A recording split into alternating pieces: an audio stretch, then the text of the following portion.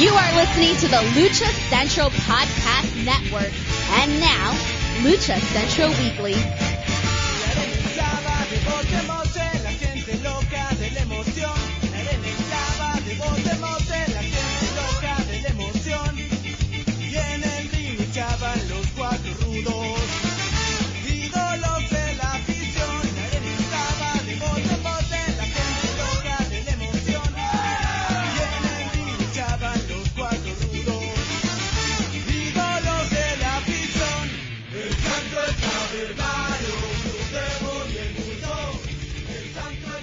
Hello, welcome to another edition of the Lucha Central Weekly Podcast.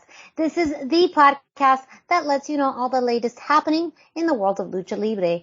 We cover news and events from the week that was, talking Mexico-based promotions and top independents, along with luchador-related news from throughout the United States. The Lucha Central Weekly Podcast is part of the Lucha Central Podcast Network on luchacentral.com. This podcast and others from the network are also available on all major podcast streaming platforms, including iTunes, Spotify, Google Play, iHeartRadio, and more. And of course, a shout out to our streaming partners at thechairshot.com. My name is Miranda Morales, and I'm one of the co-hosts of the Lucha Central Weekly Podcast. And let's bring in the rest of the team. Introducing first, he is the dashing one, Mr. Dusty Murphy. Dusty, how are you? I'm doing fantastic. How are you doing, Miranda? I am doing great. So great, in fact. I got to introduce the third member of this team. And that's who? Who? Who? Who? The one and only Brendan Barr. Oh, That's who. Yes. that nickname may have to change soon. Yeah. I talked about this off air, but I may or may not be writing an email to Conan that, and he may actually say my name out loud, so we'll see. Yeah. We'll see. Let's see. We will only see. And then you have to come up with a new nickname. I know. That's why I'm like, That's the down, I mean, is there a nervously downside? mentioning this. It's like, I don't know what I'm gonna do if that happens. Like, You got to. We can't just not do it then. I mean, there's a Yeah. whole thing. We gotta rehearse it. Like, you just, I know. I mean, I know. Yeah. it'll be a big milestone. But, If it Yeah. happens. I mean, it If it hasn't happens. even happened yet. yeah. So. We are excited to be with all of you this week. A super packed show. And I always know I say this. And I always know that I say this. But really big waves in the world of professional wrestling over the past week. And we are just in July. And so much has happened. But we are going to be covering the big stories, of course, talking Just this about... week. Yes, just this week. This week was Talking- crazy. You know, the big things happening in Ring of Honor, ROH, WWE, and if you don't think the shockwaves that are happening in WWE have anything to do with Lucha Libre, you are incorrect, because we'll be talking about that later, about what the big news from WWE really means for the future of Lucha Libre. And of course, all of your other favorite promotions we're going to be talking about on this week's show. So much to cover. So let's get started with news of the week with Brendan. Awesome. Yeah. So also that has happened recently, San Diego Comic-Con came back, and I know so many people here are just like, what does that have to do with anything? Just like I did. Like I was telling people off air, I regret not going, thinking because of all of the lucha-centric news that happened down there. But so Mass Republic was down there. They had their own booth. Kevin was making announcements. He was taking pictures with stars, both wrestling and the rest of the entertainment industry. And we meet and greets had fights break out. If you don't know the news on that, Brody King does not leave, the event does not leave Brody King when he's out at a meet and greet, apparently. That's our monster there. But while at Comic-Con, Mass Republic announced a board game partnership, and I have the tweet up. But Dusty, did you have anything you want? You kind of were on top of this more than me. Did you? Yeah, it's a Cinelucha series. I believe the first game being released has Lady Maravilla and Super Astro. And Yes. it's kind of a tabletop D&D style game. But what's really cool about this is Kevin Kleinrock, the guy that's kind of behind all this, he said that he specifically wanted a game that was 1 to 2 players so that you could play it by yourself. Because growing up, he didn't have anybody to play D&D with. It was something he was really interested in, but he just didn't have any friends that were into the same things at the same time. And so that was very important to him. Such a cool touch. The artwork on these games is just incredible. Mm-hmm. I mean, fabulous artwork. And they're going to expand it with more decks, more luchadors, more games. This is just the beginning. And yeah. I think it's going to be a really fun experience and fun gaming platform for people to kind of expand a lot of us have friends that are into tabletop games, but maybe not into Lucha Libre.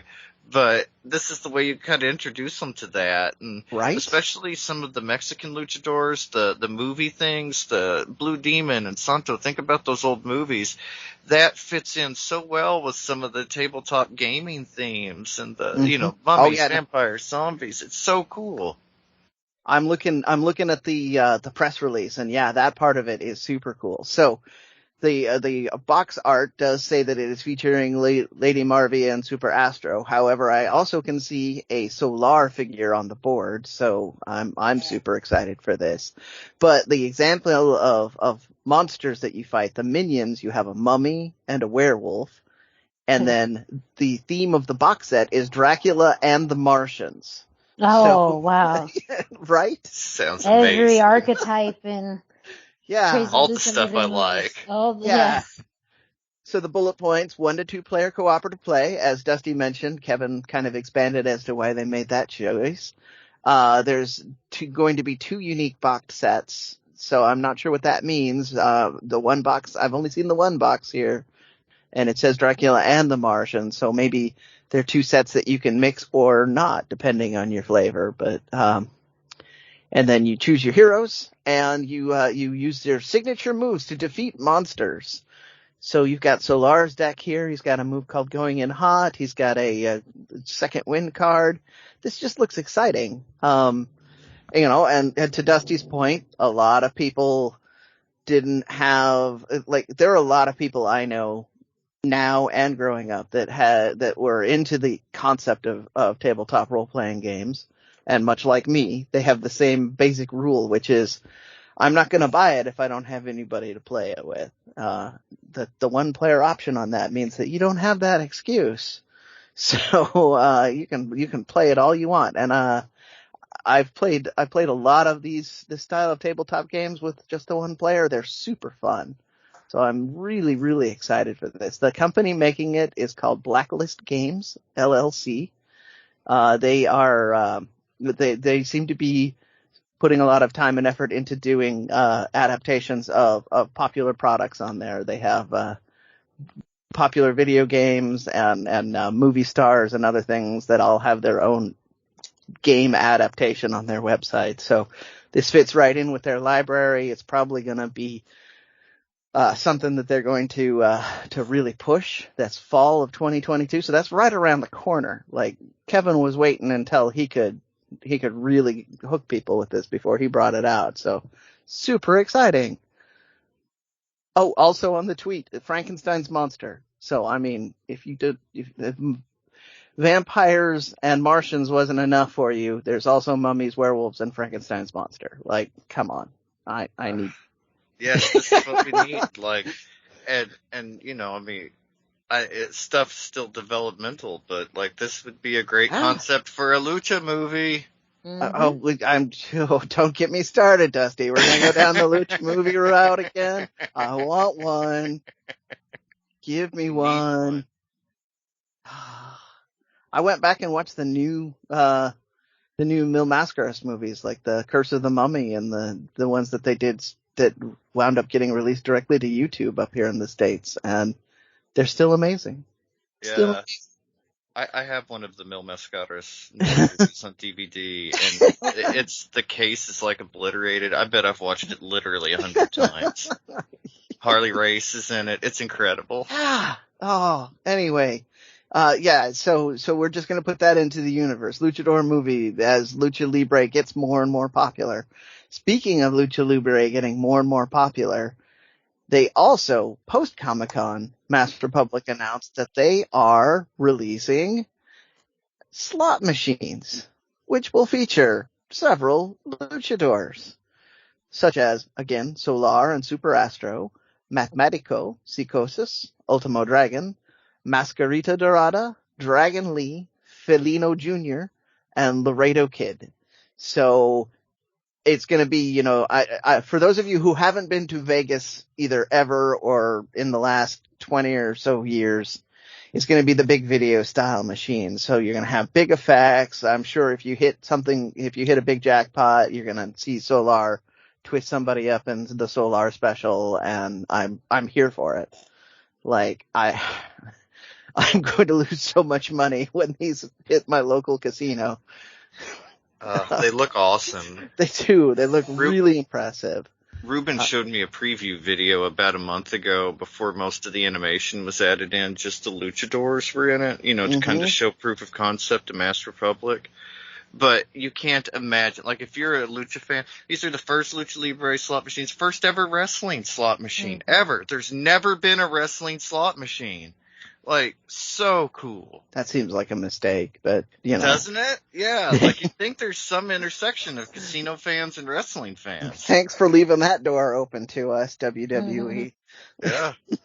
Yeah, you guys could have made a lot of money on a Hulkamania or Greg the Hammer Valentine slot machine. See, that money just takes itself right there. I mean, the fact that the $1 Million Man didn't have one. Oh my God, yes! Nope, luchadors got in there first. Masked Republic specifically. Yeah, Kevin did it first. He's got Kevin his eye and on Ruben. Pulse. We can't understand. We can't undersell Ruben's involvement since he's the one that told us about this. Yeah, Ruben's like the behind the scenes guy compared to Kevin, but yeah, what an amazing team. Right? I'm super excited about this. I don't like gambling. I went down for Expo Lucha in Vegas, and I had a $20 budget for gambling, and I was upset when I started making money, and I had to take my money home with me. So I don't know how I'm going to handle this. Anyway, I'm going to move on with other news here. In the bizarre CMLL doesn't even follow their own rules news, they held a press conference with Big Lucha, and a couple of other promotions. But the reason why this is weird to me is, those of you who remember, Big Lucha is a promotion that's owned by Bandito, who they kind of fired a year ago. And was, quite probably going to, wind up with the more that blacklisting stuff we keep talking about, like when the Forbidden Door is really having CMLL and AAA on the same show. But here they are.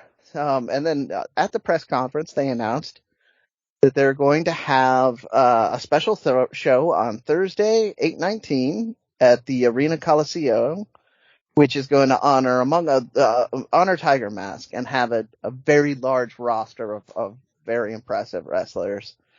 What they've announced for the main event is a tag team tournament featuring Averno and Mephisto against Tiger Mask and a luchador sorpresa against Rocky Romero and Robbie Eagles, and also Skyade and Arrow Boy. So, like, just from that main event alone, you were getting such an overdose of modern and legendary lucha talent. And we even have a luchador sorpresa in there. Like, the ultimate luchador always is the sorpresa. So, super exciting, although, again, it's kind of confusing because CMLL, to me, this further proves my theory that New Japan was the one that was honoring the CMLL agreement during the Forbidden Door, and because CMLL seems to forget when they're enforcing these things and when they're not. Speaking of CMLL, they also announced the Grand Prix will be returning. So that's also going to be on 8/19. Well, not also going to be. That's going to be on 8/19. Oh no, that's the same day. Interesting enough. This is a Wednesday, so all things wrestling news will happen on Wednesdays, it seems. They've announced 2 teams of 7, Team Mexico, Team World. Team Mexico is going to feature Ultimo Guerrero, Volador Jr., Titan, Stuka Jr., Atlantis Jr., Sobranario Jr., and Templario. And then Team World. And Team World will, of course, feature Tiger Mask, Matt Taven, Lince Dorado, friend of the show, Robbie Eagles, Rocky Romero, Kenny King of recently of LFI fame, so that's one to keep an eye on, and Oraculo. So quite the lineup. Dusty, I know you're a huge Tiger Mask mark, so are you excited for this? I am, and I tell you, at first I was like, that's exciting and kind of random, but then Cubs fan over at luchablog.com, he had a pretty good description that most people that go and most people, that kind of watch CMLL, they don't realize that it's not Sayama, the original Tiger Mask from way back in the day. And so, like, they're getting the character there more than the wrestler there. But it's cool. I love Tiger Mask, and love all the different Tiger Mask gimmicks. It was so cool when I was a kid to see Tiger Mask on WWF, like an old video and stuff. The excitement's still there. I'm excited for it. And it shows that they're working on that kind of Japan-Mexico exchange, which hasn't really happened since the pandemic. They're rebuilding it. There are other reasons why that Cubs fan was speculating on. I'm not going to go into too much detail on it. Let's just say it has a lot to do with wrestlers signing different contracts or saying they're signing different contracts. But but they're definitely working on rebuilding it now. Hopefully that means we get to see a CMLL loaded Fantastica Mania soon. Yes, that's exactly what I was going to say. Fantastica Mania. It's so good. I might have some bootleg Blu-rays of that. It's really good. You can also catch a lot of Fantastica Mania on New Japan World, which I know a lot of American fans are already subscribing to, or you can go out into the deep waters, but we can only endorse that so much on this show. Anyway, that's my news of the week. I'm trying to keep this brief because we've got other huge stories coming up. So also we're going to do the Indie Roundup, and I was amused by this, that for some reason the news cycle covered this story, so I'm going to cover it because, gosh darn it, if I can't talk about Defy Wrestling when everybody's talking about Defy Wrestling, then what the heck? But last week at the Defy the World is Yours, on night 2 of that 2-night event, Swerve Strickland and Christopher Daniels won the Defy Tag Team Championships from the Bollywood Boys, who you might remember from the WWE recently, unless you're in the Pacific Northwest, and then you've always known about the Bollywood Boys because they were one of the most over tag teams of the last, 5 years. So congrats on that. Swerve, as many of you will remember, was a big part of Lucha Underground, so he still meets my minimum requirements to be talked about once in a while, and goodness gosh, Defy Wrestling is right here in my backyard, so I always will talk about them. We interviewed Matt Farmer, who's one of the big names behind the scenes at Defy Wrestling a while back, so you can listen to kind of a little bit about what Defy's about if you don't know. I do believe he mentioned some of his history with Swerve in there as well, so there you go. But that is all I'm going to do for the Indie Roundup. Once again, I will throw this out there. If you are a fan, if you are a wrestler, if you are just some random guy on the internet who wants to hear his name shouted out, send me your links to Lucha independent wrestling content, and we will put it on the air. We will shout it out. Whatever is going to work for the good of the show, and we are always excited to hear from you. We love our independent wrestling on this show. So there we are. That's the news of the week and the Indie Roundup, all in one quick blurting segment. Great. Thank you so much, Brendan, for this week's news of the week and the Indie Roundup. Up next, it's that time. We're going to kick it off to Denise Salcedo, who brings us this week's Lucha Central. Why should you visit thechairshot.com? Thechairshot.com is your home for hard-hitting reviews, news, opinion, and analysis with attitude. Why? Because you're smarter than the average fan. Thechairshot.com. Always use your head. Hey everyone, it's Denise Salcedo here in Lucha Central with a reminder of where and when to catch all of the great network content this week. Get the full lineup and listen to all of our shows in the podcast network section of luchacentral.com. On Tuesdays, Mass, Mats, and Mayhem takes you inside the world of Lucha Underground as they take you weekly through the series with the benefit of hindsight and the benefit of special guests from the groundbreaking series.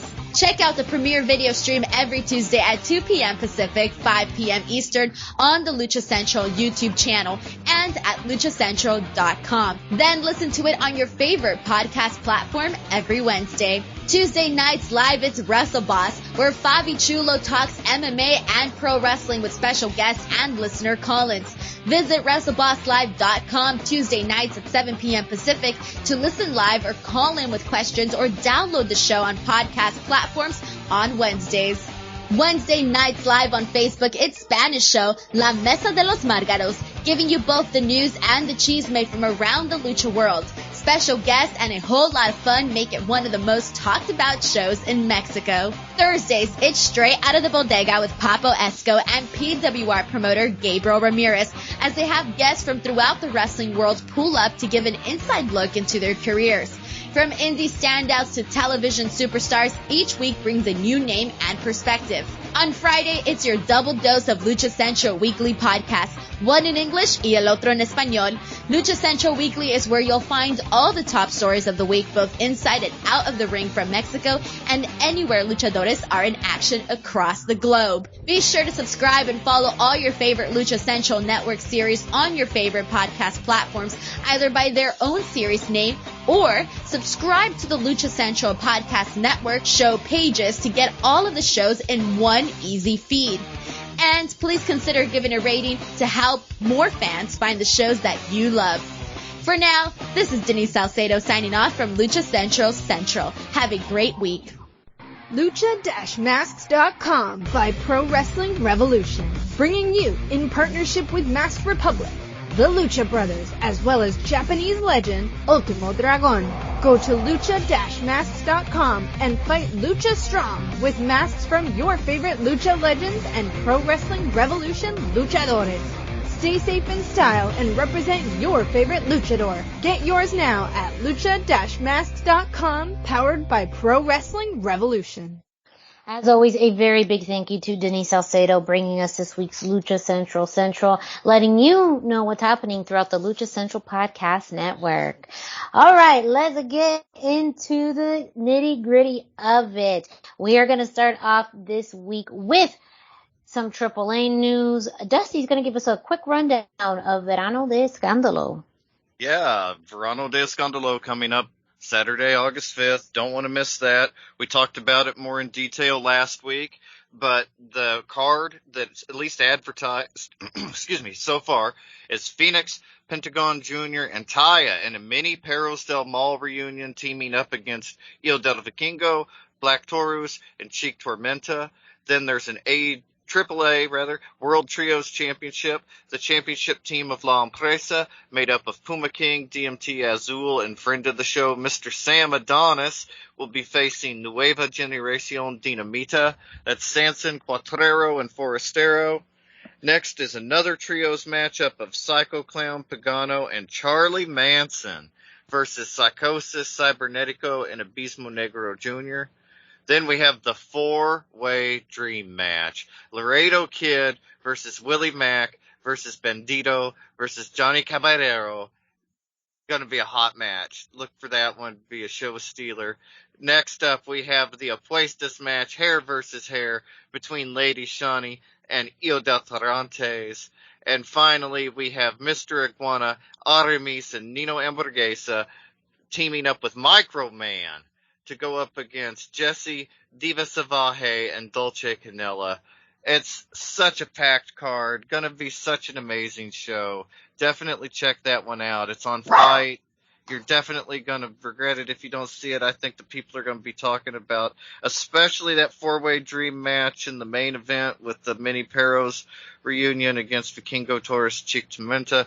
I think that's going to be a big deal. I think we're going to see a lot of international news on that one, and you're going to want to see it live. So check it out. All right. And Dusty, where can our listeners find it? On Fight? Yes, it's on Fight. I believe it's a $10 show, but it might be $20. I can't remember. It could also be 14. We will confirm for you real quick. Yes. Yeah. Yes. But Fight TV, where you can watch Verano de Escándalo. And when you purchase it on Fight, that means you keep it as well. So then you'll be able to see it anytime you like. Yeah, I was just reviewing my my history because there was a certain pay-per-view that I had to watch in history rather than when it was live. I was very sad. Okay. There we go. Just confirm. We will come back to that in a moment. We can swing back to it. Don't worry. We'll swing back to that. But let's go into Ring of Honor, which is a promotion we haven't talked about in quite a while. At least it's on its own. But very big weekend for Ring of Honor, and specifically a few big matches that Lucha Libre fans may have been having their eye on. Yeah, first up, well, I mean, big news. Claudio Castagnoli, he defeated Jonathan Gresham. Pretty exciting match. I'd say probably the third best match on the card, my personal taste.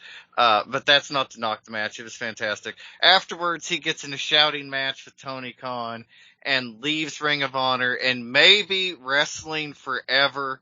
Everything is still up in the air as we're recording this, but it's looking like he's either taking a break or maybe a retirement. It'll be interesting. We'll see what comes of it. Then we also had the main event of the show. We're going to jump around. We'll get to the meat of the discussion in a minute. But the main event, we had FTR versus the Briscoes in a 2 out of 3 falls match. And oh my gosh, this was genuinely a match of the year contender.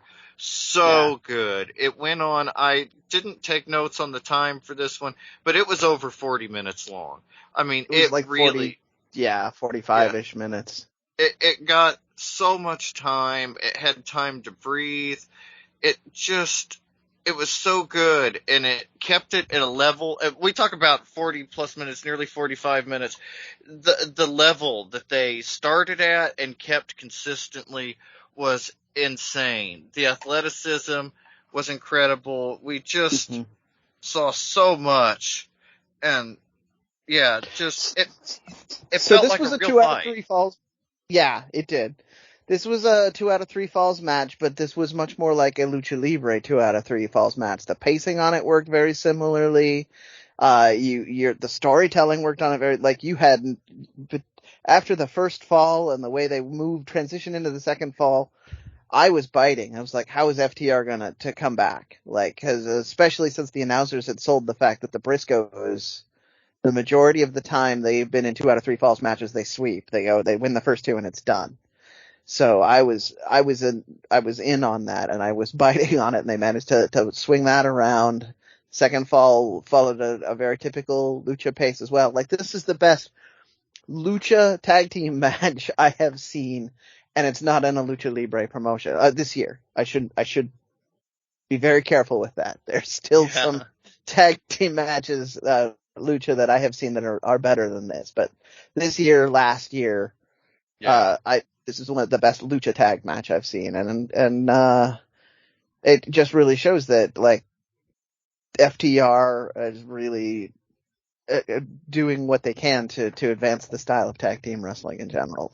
And they are AAA champions, so that means we could see something like this good on AAA TV at some point. Yeah, I would be shocked if we don't see something very high caliber and kind of top shelf from FTR at Triple Mania. Like, we know that's where they're showing up, is Triple Mania.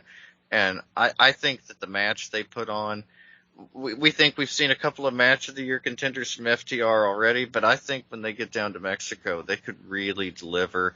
Such a hot crowd for Triple Mania in Mexico, and they love the crowd. They love that in the moment thing. And I think that it can really push them to be more than they've even shown us already, which they're just having the best run, the most incredible run. Yeah. And they had a great spot in the match where the Briscoes did double camel clutches and they locked hands like they did at that NXT match against DIY. It kind of threw back to that. Just so much emotion and yeah, just a fantastic match. I cannot recommend this match. The whole pay-per-view was really incredible, but this was easily the match of the night. And as much as I wanted the next match we're going to talk about to be the match tonight, like, this was clearly, I mean, on just another level. Even when they were in NXT and WWE, everybody was like, yeah, the revival, very cool.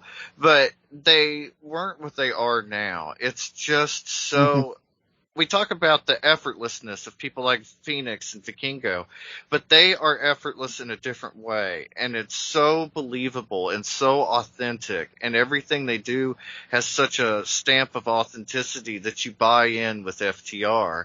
And I just cannot say enough good things about them or this match. It was really great. But we're short, not short, but limited on time. So I will move on. Next up, we had Rouge versus Dragon Lee and their first ever singles match. Brother versus brother. First ever singles match ever, anywhere in the whole world. Nobody's ever gotten this match. Except in Bestio's backyard. Yeah. Yeah, growing up, they had this match, and nobody knew just what we were going to get. It was easily the second best match. If it hadn't been, it was the best singles match I had seen until Dynamite this week, but just so good. And for a non-title match to be that good and crack a spot that high on the card is such a rarity. And it really is a testament to the ability of Rouge and Dragon Lee. Especially, like, we had no build for this. It was officially put on the card one day before the show. It dropped during AEW Rampage on Friday night. That was all the more build we had for it. But everything, the emotional investment was so big immediately. They started out with a hug instead of the Ring of Honor handshake because they're brothers. That's how they show respect to each other. Such a cool thing. But after that, they proceeded to have one of the hardest hitting lucha matches the United States has ever gotten to see on pay-per-view. So good. They have a similar presence, I guess, to the Lucha Brothers, with Dragon Lee hitting the high-flying spots and Rouge being the grounded physical wrestler. But their style is so much different and so much more unique. And it just felt more physical and more legitimate and less choreographed than some of the Lucha Bros brother versus brother matches felt at times. I was a little disappointed with the placement on the card. This was early in the card. I believe it was right before the women's match. Yes. And yeah, I mean, it just felt like it was kind of stuck in. Well, the late announcement and everything, it just felt like they realized they had this in their back pocket and they could use it, but it felt so spur of the moment that it was unusual. Yes, that was one of the things that I found, to your earlier point, like, to them announcing it on Friday before the pay-per-view worked because they, like you said, they had this in their back pocket. This is the first time ever. The storytelling you don't need a big build because this is the whole. And Rouge had a huge build in pre-Tony Khan Ring of Honor. Like, for people that were fans before Tony, this is a natural match on the card. But then you do also have a point that they didn't do enough with it after that. They didn't put it higher up on the card. They didn't really kind of emphasize that was going to be a match of the night. because right. truly I think was if it had contender for happened match. after Dynamite this week, Yeah. they would have easily put it, next to last or opening match, somewhere of significance. But, I mean, yeah, it just felt disappointing that they didn't get a better platform, especially for Dragon Lee, although I guess him not being signed to the company could maybe have affected his... A little bit. Yeah, his placement in it. But since we're hinting to it, I'll just kind of roll on into it with AEW on Dynamite Wednesday night.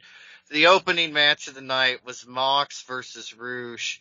And holy shit, what a match. Roosh is easily the star of the week this week. I kind of hate to say that because he was already a star. We know Roosh is a star, but this was an American-making star. They finally gave it to American fans. Yeah. And he, I mean, you talk about people grabbing the brass ring. Roosh grabbed that brass ring. He's one of the best in the world. Literally one of the best in the world. And seeing him get the chance to show that off on national American TV like this was just incredible. He attacked Moxley before the bell ever rang. We had some incredible wrestling from both, incredible heel work from Roosh. He even grabbed the camera cable and choked Moxley with it. It's an ROH standby, too. So, yeah, I mean, such a great spot. We had a ref distraction by Jose. Andrade runs down to shove John Moxley off the top rope. Then Penta and Phoenix ran in to chase off Andrade through the crowd. Afterwards, Moxley got the Bulldog hooked in and picked up the win. But Roosh was literally the most legitimate title challenger in AEW that hasn't won the title. Never has a challenger looked this good. That's that's my biggest nitpick with this match is that again, it's a last minute announcement. It's with a faction that has not established themselves as true stars and upper card guys. So like, at no point was your casual fan actually thinking that Roosh had a chance of winning this. Yeah. And that's a shame. I do think they did this as a way to give John Moxley a credible competitor. They fed the new guy to Mox. They fed, because at this point too, they don't really have anyone truly set up as the next big contender for Moxley, and they really haven't. Well, they're just going to be in a holding pattern until Punk. That's exactly it. They don't know what they want to do because he's not even the champion. He's the interim champion, and he has to hold on to that belt until Punk comes back. So, which I don't agree with. I think that if he were to lose that belt and then have to chase it back just in time for Punk to come back, it would be a better story than him running up against, especially since they're feeding guys like Roosh to him. And so, to Dusty's point, he looked like a star coming all the way in, but then he lost in the opening match now. Yeah. So nobody's going to care as much as they could have. And that's just frustrating and disappointing. But it seems like we've given Tony Khan a pass a lot with things because he's got the reputation of, he likes good wrestling. Good wrestling. But we've had enough Dynamite now that it's clear he has his preferences. Mm-hmm. And Lucha isn't. Well, we've established this for a long time that he's been in love with New Japan and did things for New Japan that he has not done for any other promotion that he's worked for. It's very true. That's been well established. During the early days of Forbidden Door, we really were discovering that, how one way that relationship was. 100%, and even seeing the original attempt at the Forbidden Door with Impact. His. That's what I was referencing. Yeah, the briefness. I mean, he's utilized AAA guys or referenced them or utilized luchadors and has I agree, a fondness for good wrestling, but he just seems to think the best wrestling is that strong style wrestling. Yeah. Period. He's not as into lucha as we are. I mean, he doesn't, Obviously, as we are. We kind of represent a little bit of the extreme side of the fandom. But even then, I remember, the big long speech about, referees and the issues there, and he kind of references, understanding lucha rules and matches, but also that wasn't the end all be all as to why there was still issues with, referee calls. You can't just say, oh, well, because it's a trios match or because, lucha rules. It's like, no, that's not how this works too. So I think that there's been times where when it's convenient to talk about that and bring it up, it comes. But what he's shown us through, who he signs and utilizes and puts higher on the card and develops things around is a very specific type of wrestling that, leans more to Japanese, to strong style. Well, so verifiably Andrade can do that. I would say Rush probably can too. We don't have as much time with him in Japan. So maybe, just maybe, we will get a chance to see them do something with that. But first we got to get over this obsession with Moxley and in particular because. Well, yeah, and let me also add a note to that: strong style and anyone who just got fired from WWE. Yeah. Or is willing to drink and smoke with Tony. You're drinking White Claws? Yeah, White Claws and Reefer. I've done much cooler things than that. With much cooler people. For the record. Yeah. I'm not going to name names, but. Oh, God. I know some of the names you're thinking of, but. I did see that also at the ROH pay-per-view was somebody had a sign that said, hey, TK, drink a White Claws with me. So the secret is getting out. To be fair, I love White Claws. White Claws are refreshing, low calorie. They don't, You get to hydrate while you're drinking, which is just so crazy it's talk. a great selection. Don't get me wrong. But anyways. And I mentioned Britt Baker, so it's only fair that I mention the current women's champion, Thunder Rosa. She defeated Miyu Yamashita. I had really high expectations for this match, especially after how great the opening match between Rush and Mox was. Mm-hmm. But this match wasn't it. I just felt like it lacked that special thing. It did not deliver on the promise that these two wrestlers being in the ring together again that we were led to expect. It just couldn't deliver on that, or didn't. And we've talked about this before, but it's not something I can clearly point to and describe. But ever since they delayed pulling the trigger on Thunder Rosa's win at Revolution, everything else has felt flat. Mm-hmm. And it just feels like her run is missing something. The matches with Tony Storm. And I'm just going to say that it no longer feels authentic. They held it too long. So the fans that were emotionally invested in it now are only kind of invested in it because they remember feeling good about it at one point. And that means that the crowd reaction is low. You could have a legit match of the night contention match, which Thunder Rosa is capable of anytime she steps into the ring. Absolutely. And you would still have an emotional disconnect that would probably reduce that match in your mind to being less than another match on the card because it's not as important to you anymore. And I also think it's that they haven't set up, you're not invested in whoever the next challenger is, too, because they don't take enough time to develop the story. I think that the one thing that worked so well with Thunder Rosa and Britt Baker, even though it was truly a year long, they weaved in and out of it, is that there was you could feel the energy, the tension between them, like very visceral anger between them. And that's that authenticity. Yes. That translated so well in the ring. But Absolutely. So here's my question is who on the roster would you do that with? And the answer does not come immediately screaming to mind. No. No, and that's what they haven't said. Yeah. They gotta bring that That's in. our answer to everything. That's the answer to everything.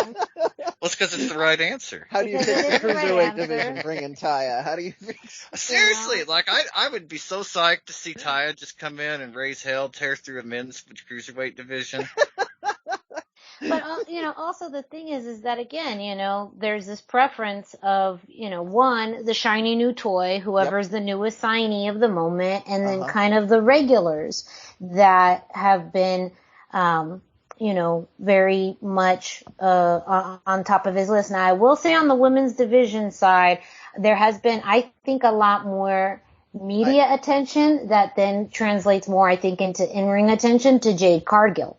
And having kind of these two champions juxtaposed like that, I think that has created some of that spotlight on Thunder Rosa is currently taken up by Jade, and it's hard to deny it too. Jade is such a bigger than life personality. Yeah. Yes. Her presence, her personality, the way that she's on the mic. And I don't know if it's a chicken or egg situation of saying, well, she's like that because she gets the airtime and Thunder Rosa doesn't, or she gets the airtime because she's that. I think it is very hard to decipher between the two because you could see the reason in both. She had that aura and that presence before they gave her a belt. I felt like they added a second women's title because they wanted her to have a bigger spotlight.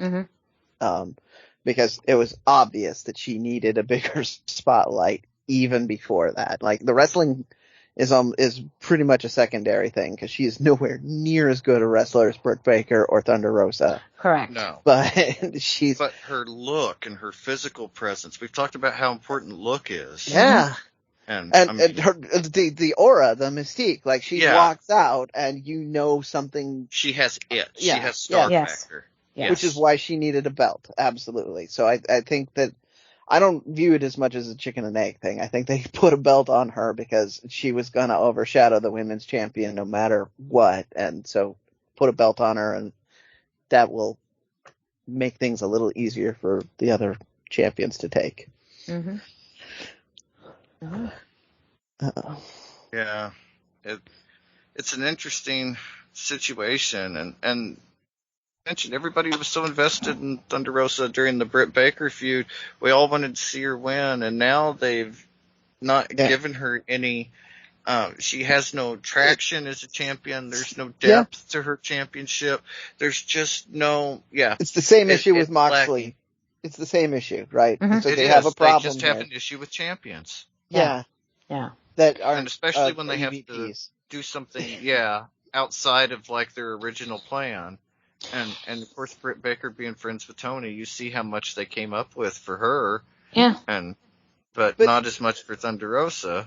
But so some of that is not AEW's fault. Some of that is Britt Baker had a resource. She plumbed that resource, kept saying, I want to do bigger and bigger things. Here's what I want to do, and laid it out. Cause, I mean, we'll get to this when we talk about the news for the WWE. But there's only so much that, the promoter is going to do for you. There's a moment where you have to say, I need to do something bigger. And Rosa clearly did that. I'm not going to undersell that at all because he bought her out of her NWA contract. That's how I knew she did it, right? Like he was so enamored with what she was doing that he bought that contract out. So she did that too, but that's, that's the missing element for some of the way. And if anybody wants to go on about Britt Baker getting a lot more push, a lot of it is because Britt Baker has never stopped believing in herself and has access to a lot of resources to continue to reinvent herself. So, or push whatever direction she's going. So. Well. Guys, don't forget to check out luchacentral.com for all of your results for AEW, Ring of Honor, AAA, all of that you can find on luchacentral.com. But there's a lot more that you can find on luchacentral.com as well. Brendan, can you let our listeners know what else they can find? Well, yeah. So if you're listening to this and you haven't visited luchacentral.com, it's really time to do it. LuchaCentral.com is the online home for Lucha Libre, where you can get all of the top news in English and in Spanish. You can find the best curated video content and original content not seen anywhere else. Find when Lucha Libre events would be happening in your area. Find photo galleries from top photographers covering Lucha Libre around the world. It's a place to have your voices heard, from weekly polls to annual awards. Seen and read by top executives in all of the major Lucha Libre promotions across the globe. And on top of all of this, it's free. LuchaCentral.com is your centralized place for all things Lucha Libre.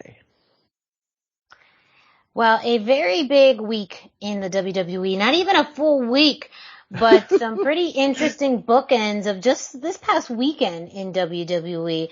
Dusty, go ahead, take it away. Yeah. Better you than me to try and to decode all this stuff. Oh, I got feelings too. Well, first up, we'll get the Raw story out of the way. Rey Mysterio, 20-year celebration. It was a great moment. He comes out in a modern version of his WCW Halloween Havoc mask from his match with Eddie. Looked like $1 million. It was updated in just the right way, had the mohawk and everything, but definite throwback. And Rey gets on the microphone. He starts to talk to us. He was only 14 when he had his first match in Tijuana, and he never imagined that one day he'd be performing in a WWE ring, traveling the world, making money, creating legendary rivalries. And Rey talks about how his talent allowed him to break all the stereotypes about what it took to make it in professional wrestling in America, what it took to make it in WWE, what it took to make it to be a world champion. And as a smaller guy who was proudly Latino, he became world champion at WrestleMania 22. Then he wants to thank some of his friends like Dean Malenko. He shouts out K-Dog, obviously Conan, very cool. Love the Filthy Animals, great throwback to that. Batista, Kurt Angle, Edge, and of course Eddie Guerrero. Rey said that he loves Eddie and he misses him every day. He wouldn't be here right now where he is today without Eddie, and he knows that Eddie's always watching out over him. He thanked his fans, he thanked his family, then he hit a Viva La Raza at the end. And what's really cool is, as part of the 20th anniversary, he got a huge merchandising push. Yeah. Including a signature championship belt, the World Heavyweight Championship, the big gold. It's got the Rey Mysterio belt, like the leather. It is amazing looking. And it may just seem like a money grab. It may not seem like a big deal, but only guys like Cena, Ric Flair, Randy Orton, and The Undertaker get these. Triple H. I mean, right? Unless you're one of these legendary guys, like stratospheric, that special kind of stratospheric legendary guy. You don't get one of these championship belts. So the fact that they did one for Rey shows that they see him as a top level guy in that way. And it's just kind of exciting. Maybe a hint of things to come. Who's to say? But it was only fair that Rey should get the win on his 20th anniversary. They defeated Judgment Day. But beyond that, this has gone on long enough that Judgment Day just kind of feels like a ship without a rudder. This was the last show Vince McMahon ever wrote, so there was some stupid shit. After they won the match, they were celebrating in the back. Judgment Day, they had some Patron. Judgment Day show up to wreck the party. Rhea Ripley wearing the I'm Your Poppy shirt. Afterwards, on Raw Talk, Rhea let us know that at SummerSlam it will be Judgment Day versus the Mysterios. So I guess that's when Edge comes back, and maybe we do get to see that Edge Mysterios trio. It's looking pretty interesting. SummerSlam this coming weekend. A lot going on, but the big news last Friday, July the 22nd, Vince McMahon resigned from WWE, left the company. He left his role as creative. He resigned from everything. It turned out there was some financial impropriety, that the money that had been leaked out, the payments that had been leaked out, that maybe some of those had been inappropriately taken from company funds rather than Vince's personal funds. And that's the end of Vince. Like, he's gone ostensibly. That's the story they're giving us, is that he's gone. Stephanie has become co-CEO. Yeah. Keep going. And Hunter, Triple H, he's head of creative.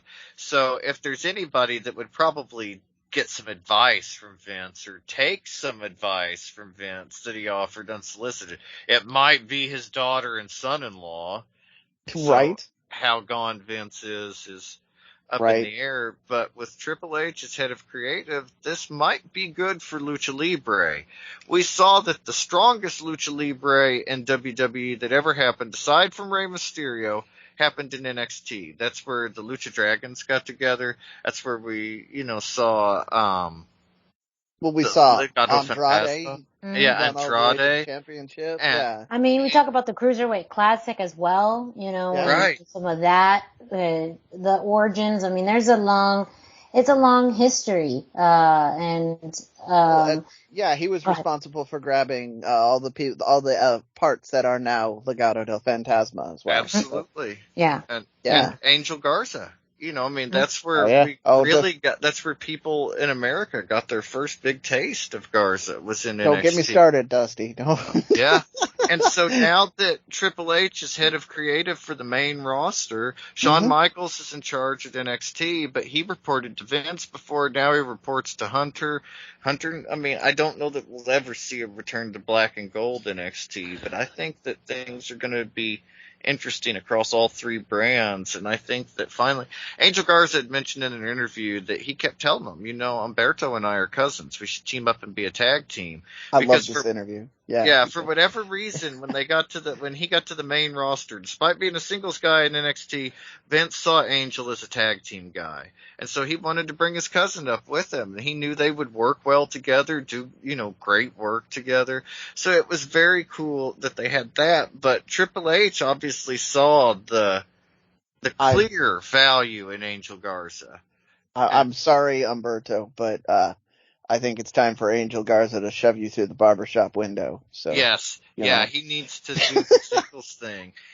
I mean, we talk all the time about legitimate contenders for world championship. You could build Angel Garza up so fast. He's got the look. He's got the style. We talk about that. I thought I told you not to get me started, Dusty. Yeah, the thing Thunder Rosa's missing, that je ne sais quoi, he's got that. He's got so much of it that he doesn't know what to do with it. Like, he's just dripping. That interview you were just referencing, he's just standing there answering serious questions, but you're still drawn in by every word he says, just because. It just looks so cool. Yeah. he's like Lalo, kind of, from Better Call Saul. He's just got that thing where you can't take your eyes off of him. And even when he's playing the bad guy, you like him. You can't help but like him. What did they say? Women want to be with him and men want to be like him. Yeah. Even in just like a more mid-ground or mid-level feud for, say, the U.S. Championship or Intercontinental, that could be a really good run for him. And he doesn't have to be in the main event yet. But but I do think, going back to what we were talking about with, the possibilities of, Triple H in particular looked at wrestling in a different way, where he really saw the wrestling side of it, whereas I think, his predecessor and previous regime was looking at it from a wider lens of sports entertainment. Now, I think that it's finding the best in both, because there is something different about being on the main roster, Raw and SmackDown, compared to NXT. But now there is the possibility of more elements of one, hopefully maybe better storytelling or more consistent storytelling or more thorough, whatever it may be, just improvement in storytelling. And I think, too, it's this underestimation of fans, that fans will care about people if you give them something to care about. Yeah. And, if you give them a story or matches or a feud to invest in, I think that there was more of a feeling, it was a little bit more of a vapid viewpoint of, this person isn't attractive, or this person isn't strong, this person isn't tall, this person isn't big, so why would anyone care about them? And we, especially now, live in a time with our forms of entertainment where we're very invested in people's stories. We are now in, a huge high, of course, with reality TV. But even when you see the landscape of people, of, actors and actresses, video or, musicians, and TV shows and movies that have been development, there's a much wider range of representation now. And kind of more of a realistic look of people, because we are now really more invested in stories. And so I think viewing it from that perspective could really lend itself well to some of these wrestlers that we're talking about, that maybe at one point or another was viewed as maybe not having the right look, but people will get behind you if you have the right personality, or something that they can get drawn to, whether you're a face or a heel. So because we did this earlier when we were talking about Tony Khan, Vince McMahon, the predecessor you didn't want to say, but he had a type. Well, yeah. It was very clearly established. And I'm talking about the full regime too, because there has been. He was top to bottom running. He was, yes, but even the other people that he had in his team, really did follow that lead, or even they had it burned into their head. This is not a guy Vince is gonna like, so we're not gonna even engage with it, because why put the effort into elevating an Angel Garza when Vince McMahon is gonna be like, he's too short. And I don't know if that's an actual conversation, but like that's an easy one for me to think of, like why he probably wasn't a singles guy, because they probably all went, well, Vince is going to say he's too short. Or, it turns out from other interviews that have come up lately, Vince was also slightly racist, so maybe he was too brown. Who knows? Surprise there. But the thing is, we don't know what Triple H's guy looks like. Maybe he doesn't have a guy. Maybe he's got that wider perspective, as we've gone on about. We know that he likes luchadors. It shows he doesn't really have the guy. He likes great wrestling. That seems to be the, whoever's the best and has a lot of momentum. He's got an eye for talent. And who's to say, Triple H has been gone for a while too, so much. There's been a big revamp with NXT. True. A lot of people have been let go from the company. So I also think there is this way of looking at what the landscape is now and working with what you have. So there still may be this thought of still continuing to push people that the company had already had their sights on. Well, that may look different in how that goes and how long that is. But that is also a possibility. So they have the better part of a year before the TV contracts are up. So currently, that is their biggest source of revenue outside of merchandise being sold on the website, is the TV contract. So they do have to run that tightrope a little bit. Like, they have to continue maintaining the course enough that the networks aren't going to get worried and change or alter the deal at the end of this. Yeah, that's a point that isn't brought up enough, that the networks really are going to want to have a lot of say right now because of the shakeup. Yep. So, I'm just trying to emphasize the point that I thought you were getting at, Miranda, just that there is a certain amount of status quo that is going to have to remain. So, I'm keeping my fingers crossed that they will do more things. The one thing that's guaranteed is that we're not going to get as many of these start and stop, pushes. We're not going to get the infamous 3-week pushes, because it turns out that part of the problem with that is Vince McMahon also had a memory issue. So, like, he would just forget that he had spent 3 weeks pushing a guy and they wouldn't be on the card.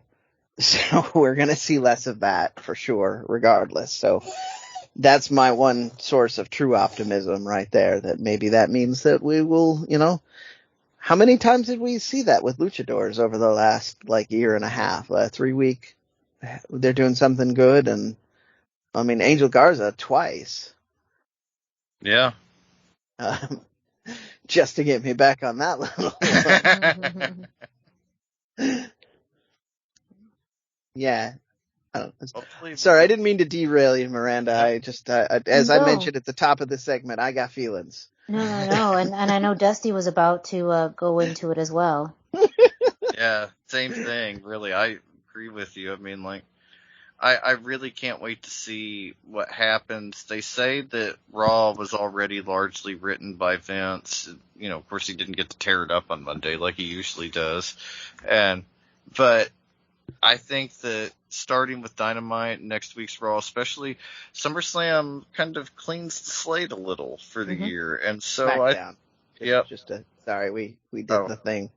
Yeah. No, I think SummerSlam's where we're going to see the authentic beginning of what Triple H is doing. Yeah. Because, you're still writing ideas, even if he didn't write it. Vince had. Well, we've already seen him remove Seth Rollins from the card. He was going to have a match with Riddle. Riddle, yeah. Riddle, yeah. Yeah, so a lot of changes already in play. So keep an eye on WWE. We'll have all the news on that and everything else with WWE next week. We're going to jump into this week's NXT and a few interesting notes. Some that's going to lead us into a big matchup for next week. First, a little bit of background as to, maybe what we haven't covered recently, and that was a moment in last week's NXT where Cora Jade had thrown away her half of the NXT Women's Tag Team titles, a la Alundra Blaze style. But, with that, WWE always likes to have that opportunity, to bring back people. And this week, Roxanne Perez made the announcement along with Alundra Blaze, who brought back the NXT Women's Tag Team titles. They'll never let her live that down. She's still getting a check. So yeah, hey, it's get that bag. It's a moment that will live in infamy, of course, but that Roxanne Perez has released the tag titles, has relinquished them now that there is no tag titles, and there will now be a 4-way tag team match next week to determine the new women's NXT tag team champions. That does include the teams, of course, of Toxic Attraction, Kaden, I'm trying to remember her new name. I forgot. Yeah, NXT rebranding. Because it's not Casey. It's Katana. Yeah, Katana Chance. Yes, Katana Chance. Of course, the very interesting. I'm trying to get all of this together as far as the other. I'm gonna help you stall for a second. Dusty, is that like Katana the Mortal Kombat character, or like Katana the sword? I don't know. I guess it could go either way. But so one was with an I and one is with an A. So the one with the A. Yeah. Okay, so it's the sword. Yeah. Okay. I'm sorry. Keep going. I was trying to stall for you there. So. Yes. So we have Ivy Nile and Tatum Paxley as a team, Katana Chance and Kaden Carter, of course the team of Toxic Attraction, and Valentina Perez and Yulisa Leon as the fourth team. So a very big opportunity for them, as they've been pretty much a team since they both started. Yulisa got her no, I think it was Valentina, or was it Yulisa with their first win on Level Up a few weeks back. But I do think it's an interesting, mix of teams. And of course, as fans, we all thought this was their way of getting rid of the NXT Women's Tag Team Championships, because we had no updates and news on what the main roster Women's Tag Team Championships were happening there. But it does look like they're going to move forward with declaring new champions. So this really could be the chance for Katana Chance and Kaden Carter. But I also see Valentina Perez and Yulisa Leon as, some dark horses in this. Not that they're going to win, but I do think that this does set up now a nice feud as well for whoever wins to have something in place for people to chase the title afterwards. So, I think that this sets itself up nicely and a very interesting match, for next week. We also, this week in your main event, had the Diamond Mine versus the D'Angelo family. As we have seen over the past few weeks, Cruz del Toro, and, I don't remember. There's so much talking that we've had today. Joaquin Wilde and Cruz del Toro, along with Channing Stacks Lorenzo and Tony D'Angelo, all came together to face the Diamond Mine.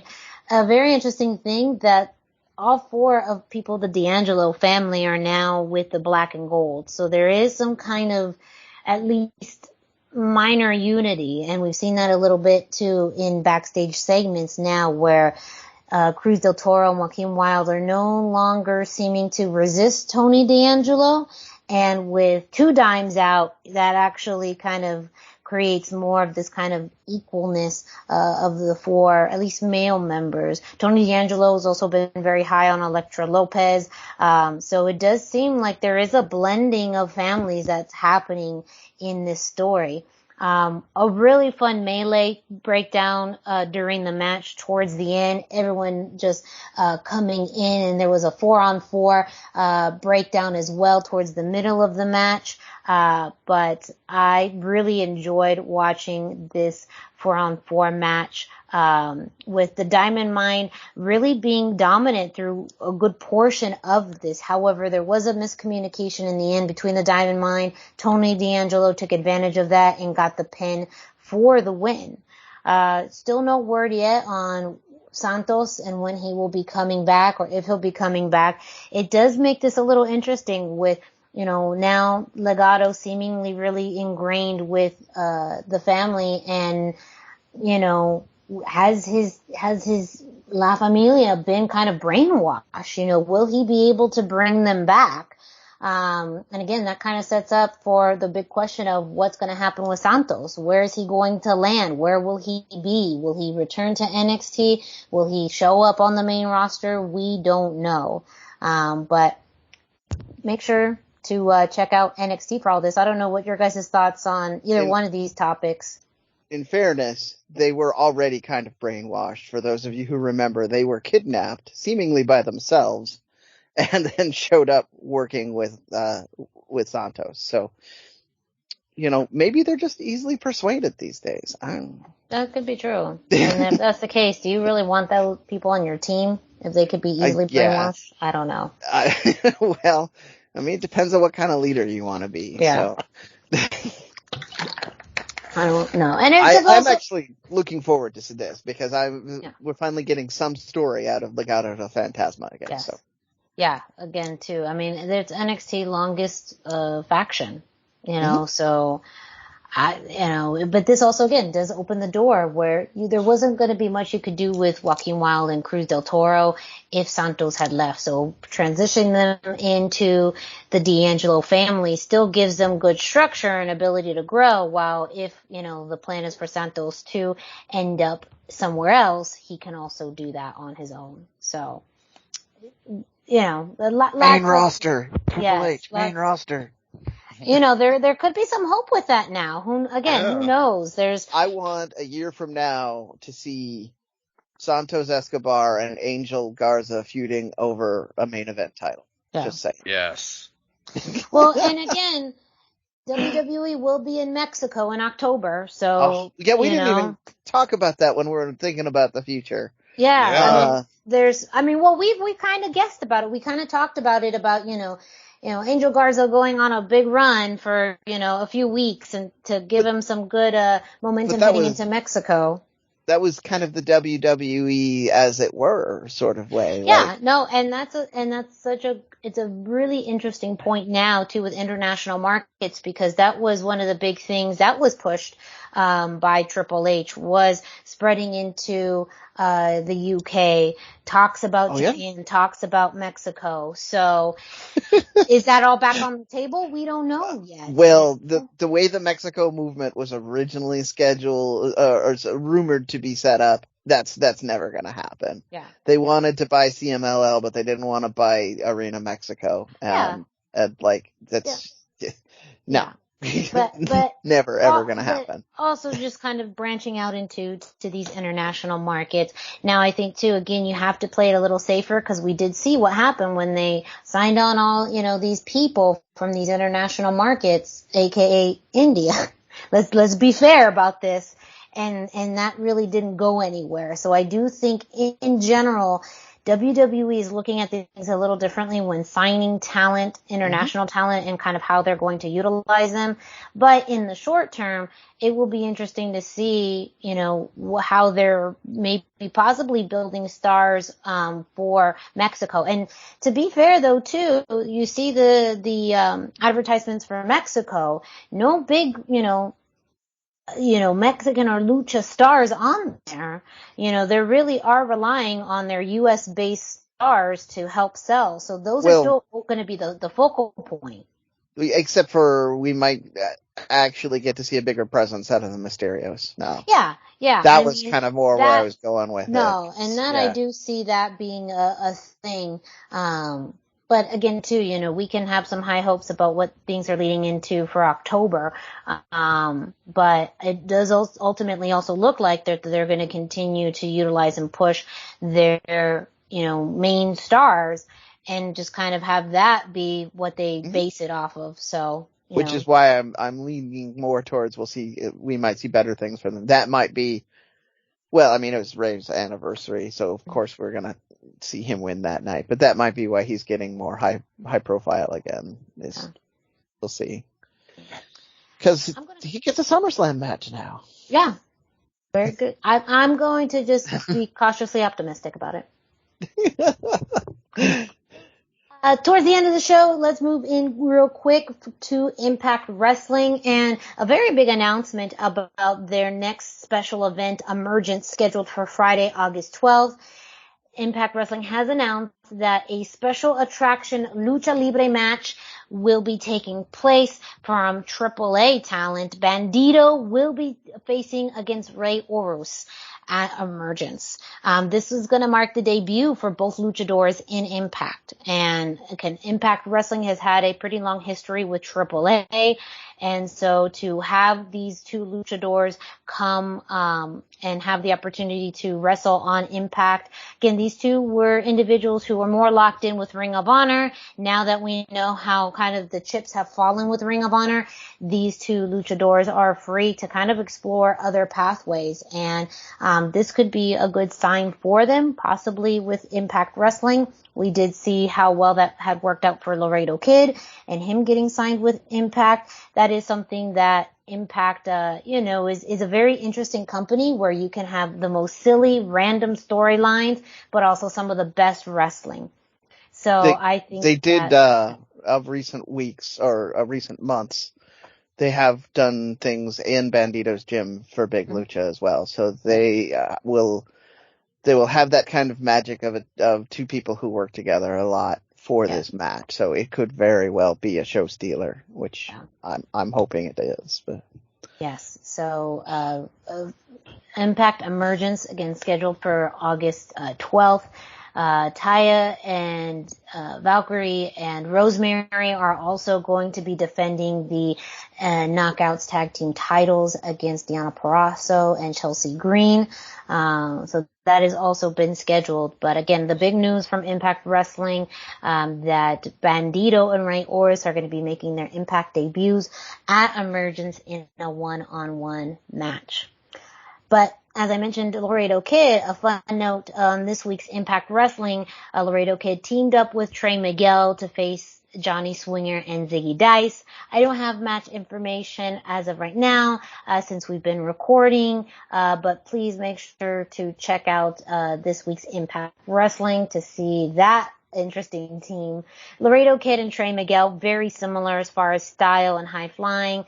So I think they would make a really great team. Very interested to see how that worked out with some of the more comedy matters of Johnny Swinger and Ziggy Dice. Well, Ziggy is actually a really good. I've seen him base for the luchadors in the area. Yes. He's really good at, he's not just a comedy wrestler. He's very technically sound. Yeah. So you're going to see a lot of good wrestling and comedy spots. I guarantee this will be a fun match. And last but not least, a very quick plug for a promotion we haven't talked about in a while, NWA. And on Power last week, they had 2 lucha-based matches or lucha-adjacent matches that you should check out. The first match was a triple threat match, Taya Valkyrie versus Maxie Impaler versus Ella Envy. Max won by pinning Ella, leaving kind of Taya open for, to kind of keep some good momentum, but still a great way to kind of put over some of their other women on the roster. There was also a match between the OGK and La Rebellion that ended in a no contest after all hell broke loose. So 2 lucha matches, or lucha adjacent matches on last week's episode of Power. And on this week's episode, Taya Valkyrie defeated Kylan Kim, to win, or to become the number 1 contender for the NWA World Women's Championship. And it has been announced that Taya will be facing, Camille on the first night of NWA 74. And for those of you who have heard or seen Taya out and about the last few months, she has been collecting belts all over the place. And so this leads into a very interesting match into NWA 74. Who knows? She may have more belts by the time she hits NWA 74, maybe specifically the Pro Wrestling Revolution Women's Championship that she may end up winning this Saturday in Santa Rosa. So this could be just one more belt to add to her collection, but also a very big milestone for Taya to be facing Camille in for the Women's World Championship. Taya is very much unstoppable now, and we will continue to wait in bated breath, what she does next, where she goes, and what she ends up winning. And that's it for this week's episode of the Lucha Central Weekly Podcast. Thank you guys so much for listening to the show. Don't forget to check out luchacentral.com, your centralized place for all things Lucha Libre. You can check out Lucha Central on social media at Lucha Central on Facebook and Instagram, and at Lucha Central.com on Twitter. You can also check out Lucha Central's YouTube page that has all of the archives of the Lucha Central Weekly Podcast, as well as clips from Expo Lucha, matches, interviews, and exclusive content that you can't find anywhere else. With that, though, go ahead and follow us on social media. Dusty, can you let our listeners know where they can find you? Yes, I am on Facebook at facebook.com/Dusty Murphy, and I am on Instagram at Dusty Murphy. And Brendan, can you let our listeners know where they can find you? Yes, I'm 321 T-shirt guy. That's the numbers 321. T-shirt guy is all spelled out. I am on Facebook. I am on Instagram, and I'm all over the Twitters. And me, Miranda Morales, you can find me at the hashtag Miranda, hashtag spelled out, on Instagram and Facebook. No Twitter. That's why you go follow the other guys or follow Lucha Central on Twitter, because that's just not me. But please make sure to reach out to us if you are a independent wrestler, independent promoter, a fan, an answer, whatever you may be, and you would like to give us some information about a Lucha Libre promotion or match, please reach out to us on social media so that we can include it on a future edition of the Indie Roundup. We all support independent wrestling and would love to be able to talk more about different promotions throughout the United States that either highlight luchadors, have Lucha Libre matches, is a whole lucha promotion, whatever it may be. We definitely want to bring Lucha Libre to the masses, and we do that by sharing what is literally, hopefully not literally, but just right in your backyard. Not literally in your backyard. That's a whole other topic for a whole other day. But some people have rings in their backyard. Some people have rings in their backyard. No shame to them. But we really support properly trained, high production Lucha Libre shows. What? Okay. That are just not in people's backyards. That's all. That's all. They could train in the backyard. Totally understand that. Just don't run a show in your backyard. It's for safety reasons. But yes, but please reach out to us. Yeah, it's just like South Park. And that's how it starts. But please make sure to reach out to us. Please make sure to go and check out Lucha Central. If you are listening to this show on your favorite podcast streaming platform like iTunes, Google, Spotify, or more, don't forget to subscribe, rate, and review. Subscribe so that way you get a notification each and every time a new episode of the Lucha Central Weekly podcast drops. You can leave us a 5-star rating and a review. Let us know what you think of the show, things to talk about, things not to talk about. If you agree, disagree, whatever it may be, make sure you let us know. Reach out to us on social media or leave us some feedback wherever you listen to this show. Thank you guys all so much again for listening to this week's episode. We will be back with you next week. For Brendan Barr and Dusty Murphy, I'm Miranda Morales. Thank you all so much, and we'll catch you next time.